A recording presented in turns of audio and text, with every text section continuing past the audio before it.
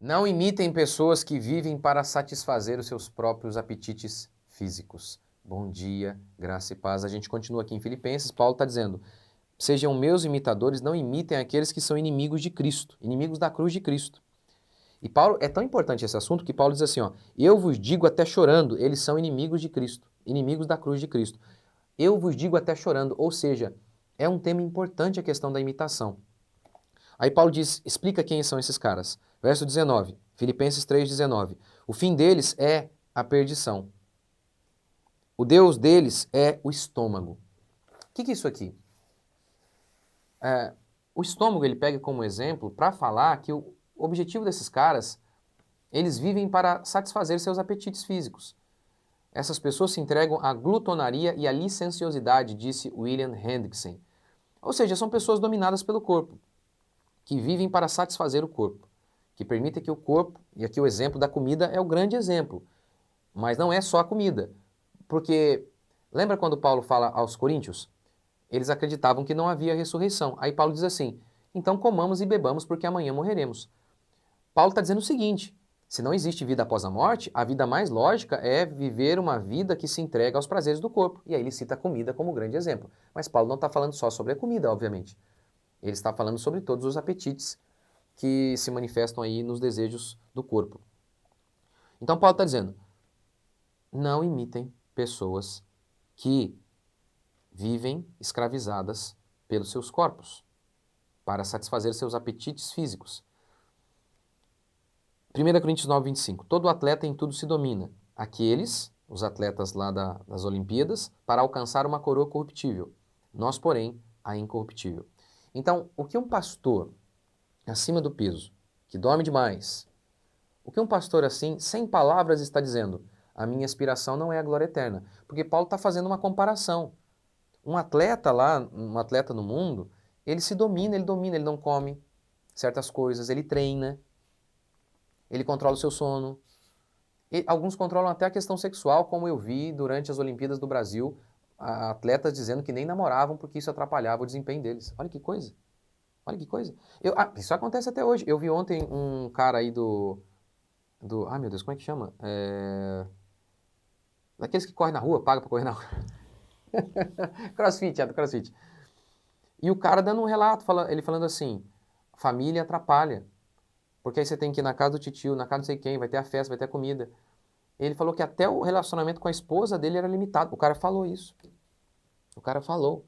Por quê? Porque ele queria ter o corpo perfeito. Olha o que esses caras fazem, a dedicação deles em prol da coroa corruptível.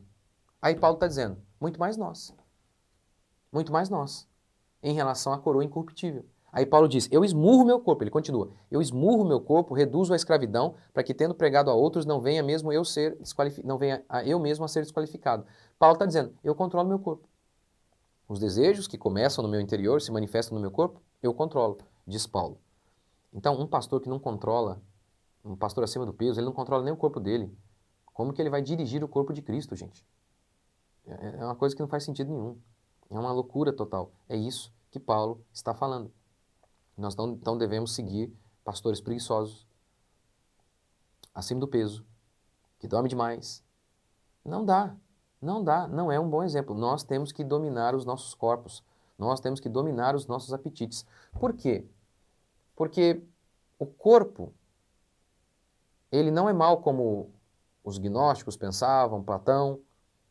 Não, o corpo é uma coisa boa. E o mal não está no corpo, está no coração, diz a Escritura, mas se manifesta através do corpo. E nós devemos então controlar esses nossos apetites que se manifestam no corpo. Por quê? Se, por exemplo, a gente come mal, se, por exemplo, a gente tem um corpo fraco, isso se manifesta, isso atrapalha a nossa vida espiritual. Por quê? A gente separa, às vezes, né, o espiritual do natural, mas são coisas que a gente separa, às vezes, até para tornar mais didático, mas não se separa. Nós somos um só. A nossa mente e o corpo são uma coisa só. Então, por exemplo, a gente vê na Bíblia, Davi, ele estava por conta da culpa, ele ficou doente. Olha como que a mente dele afetou o corpo. Olha como que é uma coisa que são coisas distintas, a alma, o espírito, para mim é uma coisa só. Alma e corpo são coisas distintas, mas inseparáveis. inseparáveis. A sua alma, é tipo o filme do Matrix, lembra do Matrix? Quando o Matrix, eles estavam ali, o corpo deles, ali, enfiava o negócio aqui, aí a mente deles ia para Matrix. Mas se eles morressem na Matrix, eles morriam aqui fisicamente também. É mais ou menos isso na vida também, no nosso espírito. Se você leva um tiro na cabeça, acabou aqui para você, acabou, morreu. É ou não é? Acabou a sua vida, o seu eu aqui em relação a essa terra, acabou. Acabou, você está com Cristo agora. Ou, se você é ímpio, no inferno. Então, o nosso corpo ele é um elemento espiritual. Como nós lidamos com ele é uma questão espiritual. E nós fomos chamados a sermos disciplinados, a não sermos escravos. Paulo está dizendo, eu esmurro meu corpo, eu o reduzo à escravidão. Nós não nascemos para ser, nós não fomos redimidos para sermos escravizados pelo sono, pela comida, pelo sexo. Não, de forma alguma. Paulo está dizendo, eu esmurro meu corpo. E aqui é interessante também para aqueles que ficam o tempo todo dizendo que a culpa por seus pecados é o seu corpo. Ah, minha serotonina está desequilibrada, por isso eu estou infeliz. Ah, eu estou naqueles dias, eu tenho um problema hormonal agora, por isso eu estou chata. Mentira. Ainda que de fato exista uma deficiência no seu corpo, Paulo está dizendo, eu esmurro meu corpo. Eu não deixo que ele me controle. É uma tentação quando o corpo está doente, cansado, mas Paulo está dizendo, eu esmurro meu corpo, eu não permito que ele me controle. Então é isso que nós, como cristãos, devemos pensar. Saber que nós devemos ser disciplinados. O homem espiritual em tudo se domina. O homem espiritual em tudo se domina. Gálatas 5:22 declara que o fruto do Espírito é domínio próprio. Então nós devemos nos dominar.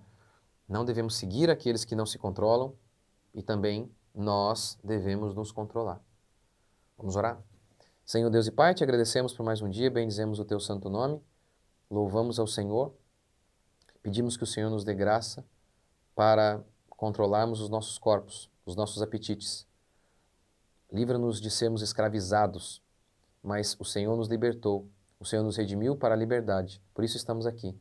Bendizemos o teu santo nome, pedimos perdão pelos nossos pecados, porque sabemos que só o Senhor pode nos conceder que andemos em novidade de vida, em liberdade.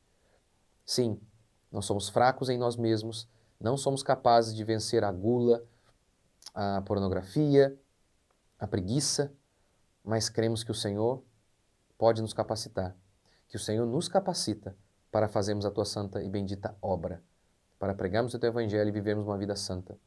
Nós pedimos perdão de nossos pecados e pedimos que o Senhor nos ajude e nos capacite, em nome de Jesus. Amém, gente? Deus abençoe. Até a próxima.